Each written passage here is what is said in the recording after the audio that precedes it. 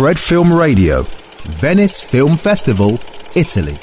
Fred Film Radio, the Venice Film Festival. I'm Angelo Cerbi and I'm here with the members of the Queer Lion jury. Good morning, everybody.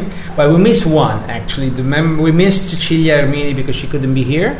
I'm here with Daniel Casagrande, Marco Busato, and Rich Cline.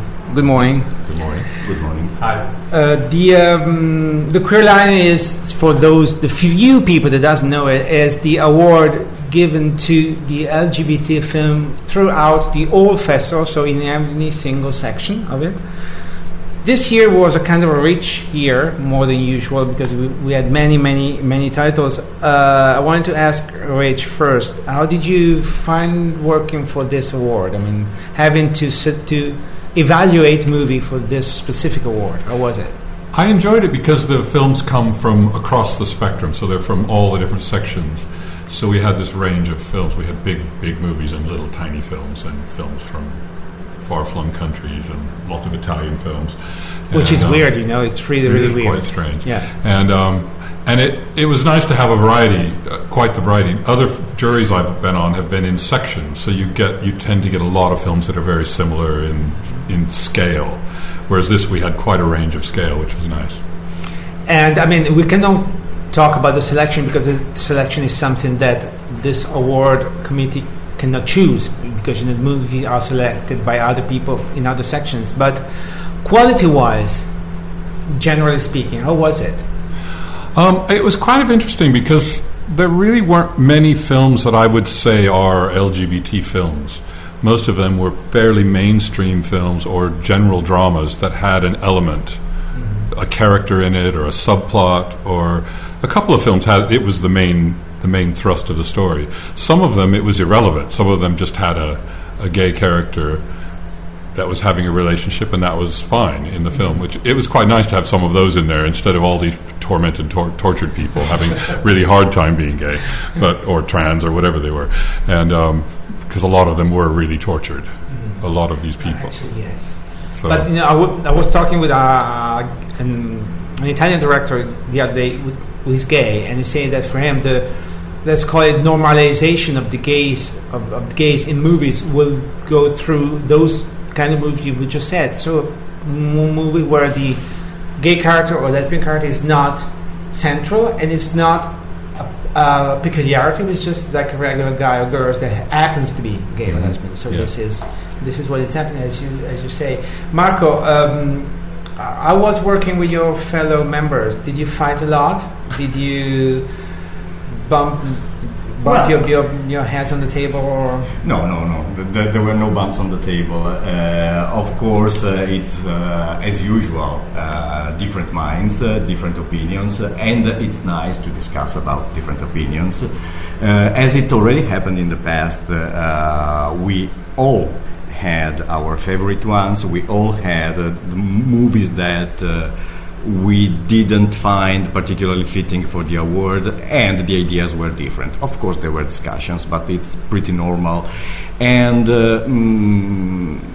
I usually find it to be enriching because you get to hear different opinions. You get to get even different ideas you didn't think about. Maybe you can change your mind too. Yes, of course. Which is... I would have asked to Cecilia if she was here, but this is not, so I'm asking to you both. The lesbian characters were few, because normally is when we talk about LGBT movies, what comes out is that are mainly much more gay situations than lesbian situations toward. In this lineup, how was it? There weren't very many lesbian characters. There was one in Heal the Living, the French film, and it was just completely irrelevant to the plot. She just happened to be lesbian. They didn't even mention it. It was never mentioned as a plot point.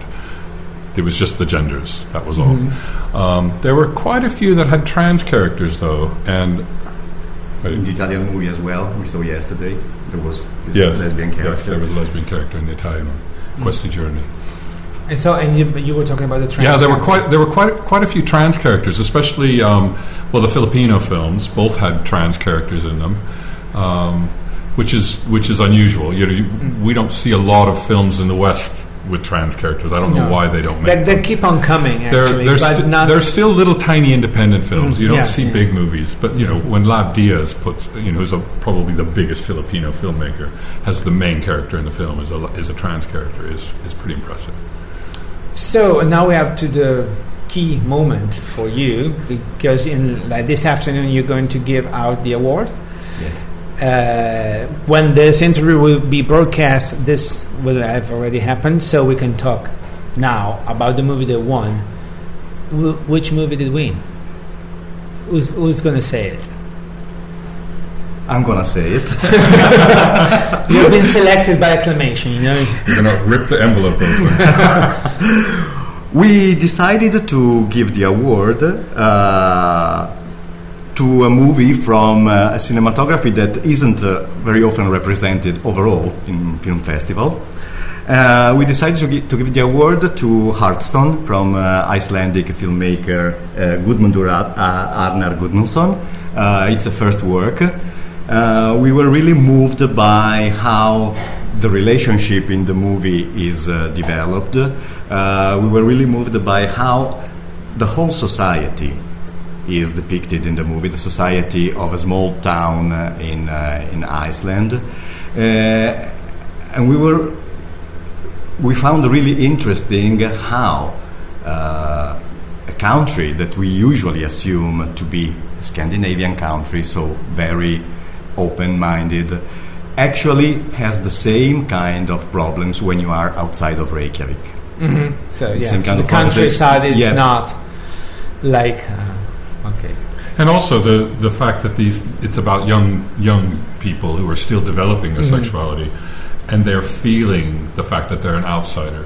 So whether or not they're going to actually be rejected, they feel like they will be, and that is a feeling I think everybody can identify. Yeah. Regardless of your sexuality, I think. Yeah. At that age, you feel that nobody understands you, and that the world is against you, and then you're gonna.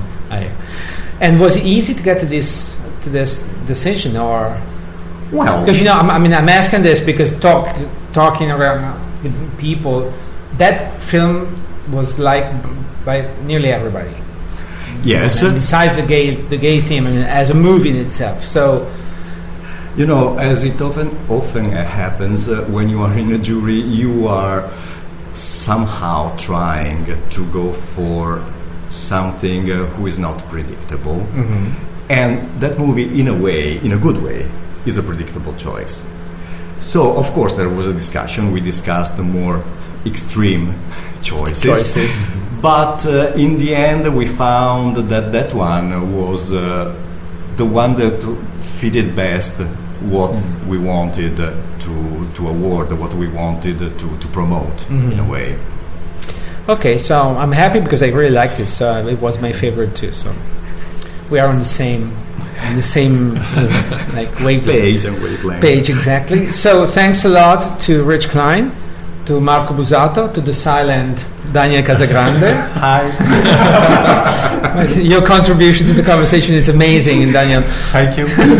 And also thank you to Cecilia Armini, which is now with us, but she was part of the jury too, for the Career Lion Award 2016. Angela Cherby, Fred Film Radio from the Venice Film Festival.